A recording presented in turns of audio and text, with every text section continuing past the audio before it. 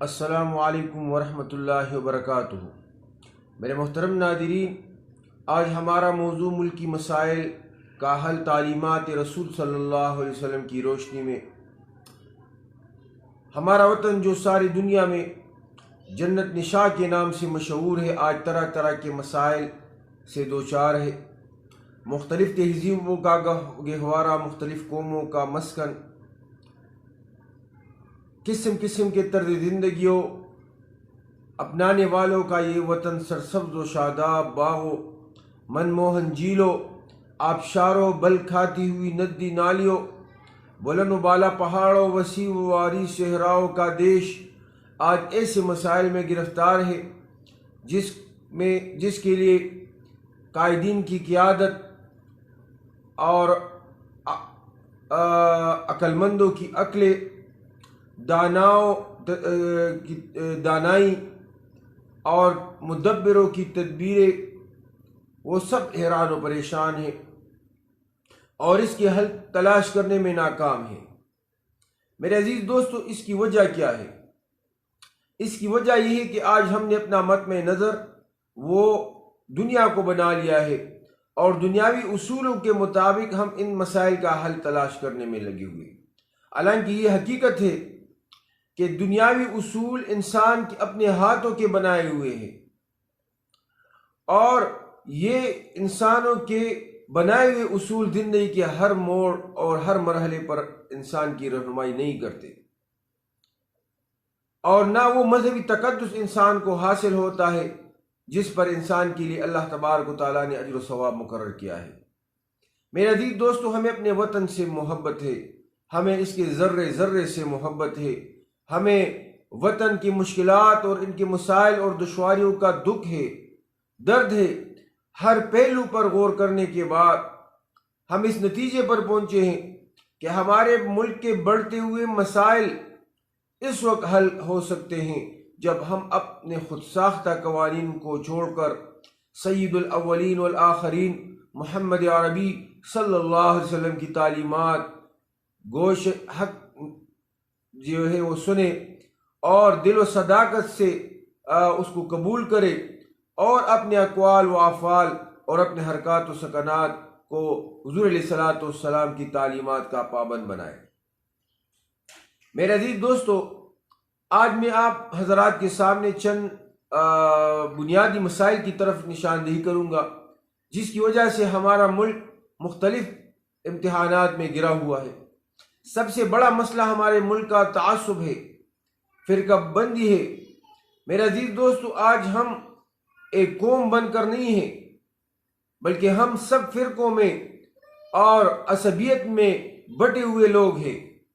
آج ہم نہ وطن پرست ہے، نہ ہم مذہب پرست ہے، نہ ہم قوم پرست ہے۔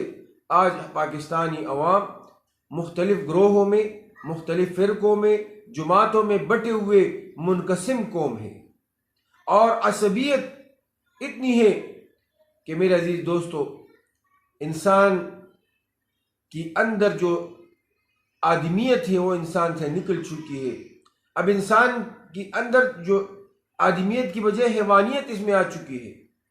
وہ اپنے مسلمان بھائی کو مسلمان نہیں سمجھتا، وہ اس کو اپنا بھائی نہیں سمجھتا، وہ دوسرے گروہوں کو، دوسرے مذہبی فرقوں کو، دوسری جماعتوں کو گالیاں دیتا ہے، اس پر کفر کے فتوے لگاتا ہے۔ میرے عزیز دوستو، اسلام میں اس قسم کی کوئی گنجائش نہیں ہے۔ حضور علیہ الصلوۃ والسلام اور احادیث مبارکہ میں اس کی واضح مذمت کی گئی ہے۔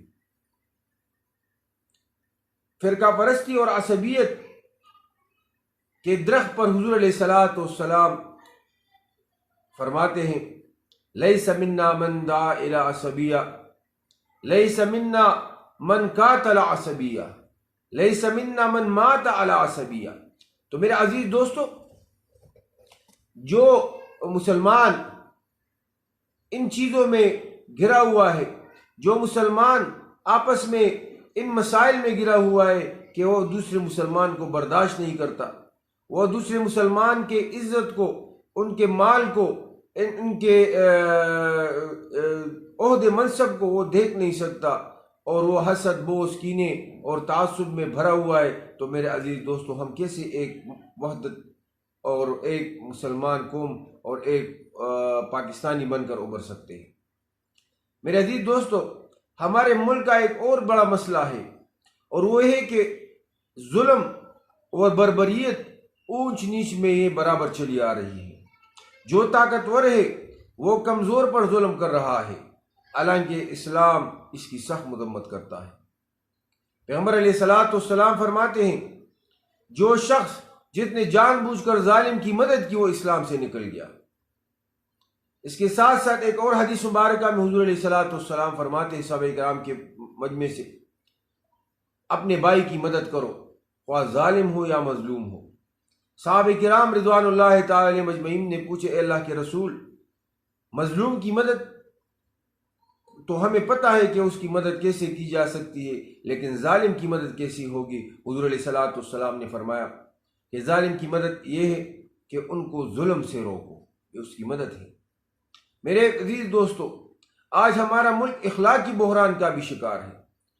ہمارا کریکٹر، ہمارا اخلاق اس قدر گر چکا ہے، اگر ہم مختلف شعبات میں ترقی کر رہے ہیں، لیکن میرے عزیز دوستو دوسری طرف ہماری اخلاقیات اور ہمارا کردار وہ پستی کی طرف جا رہا ہے۔ اس وقت میرے عزیز دوستو ان حالات میں ہمیں اخلاق و کردار کی دولت وہاں سے ملے گی جس کی زندگی اخلاق و کردار کا سب سے اعلیٰ و عرفہ نمونہ تھی، جس نے اپنی آمد کا مقصد یہ بتایا تھا کہ انما بعثت لأتمم مکارم الاخلاق، کہ میں بہترین اخلاق اور اچھے اخلاق کی تکمیل کے لیے بھیجا گیا ہوں۔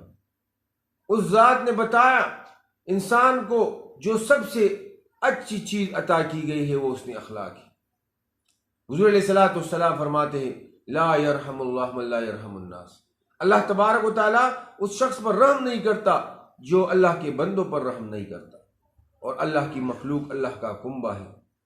اللہ جل جلالہ ان لوگوں کو بہت محبوب رکھتے ہیں جو اللہ کے کنبے سے محبت رکھے، اللہ کے کنبے کے ساتھ اچھا سلوک کرے اور ان کی ضروریات پورے کرے۔ میرے عزیز دوستو، جس نے حیا و شرم کو ایمان کا شعبہ قرار دیا، ساری دنیا کو غیرت نفس اور عزت و خودداری سے سرفراز کیا، ہمیں اس ذات اور ہستی کے اخلاق کو اپنے زندگی میں شامل کرنا ہوگا، اپنے اقوال و افعال میں شامل کرنا ہوگا۔ میرے عزیز دوستو، ملک کے مسائل کو گنتے جائیے اور حساب لگاتے جائیے کہ کوئی ایسا مسئلہ نہ ملے گا جس کا حل آپ کو تعلیمات رسول صلی اللہ علیہ وسلم میں نہ ملے، بلکہ میں تو یہاں بڑھ کر یہ بھی کہتا ہوں کہ صرف پاکستان کے مسائل کا نہیں بلکہ پوری دنیا کے مسائل کا حل آپ کو حضور علیہ الصلوۃ والسلام کی تعلیمات کی روشنی میں ملیں گی۔ جب بھی دنیا کو کسی بھی امتحانات میں گرے ہوئے تھے، انہوں نے حضور علیہ الصلوۃ والسلام کی تعلیمات کی طرف توجہ کی تو وہ سارے مسائل ان کے حل ہوئے۔ آج بھی میرے عزیز دوستو، ہمارا ملک اور یہ وطن بہت سے مسائل اور امت مسلمہ بہت سے مسائلوں میں گری ہوئی ہے۔ ہمیں ان مسائل سے نکلنے کے لیے حضور علیہ الصلوۃ والسلام کی تعلیمات کی طرف متوجہ ہونا ہوگا۔ ہمیں ہر قسم کی برائیوں سے اجتناب کرنا ہوگا، چاہے وہ اخلاق کی برائی ہو یا جو بھی ہو، اس سے کنارہ کشی اختیار کرنی ہوگی اور حضور علیہ الصلوۃ والسلام کی تعلیمات اپنی زندگی میں جاری کرنی ہوگی۔ اس کی بنیاد پر ہم ایک بہترین قوم بن سکتے ہیں، ایک اچھے مسلمان بن سکتے ہیں، اور پاکستان دنیا میں اپنا وہ وقار وہ بحال کر سکتا ہے۔ وآخر دعوانا الحمدللہ رب العالمین۔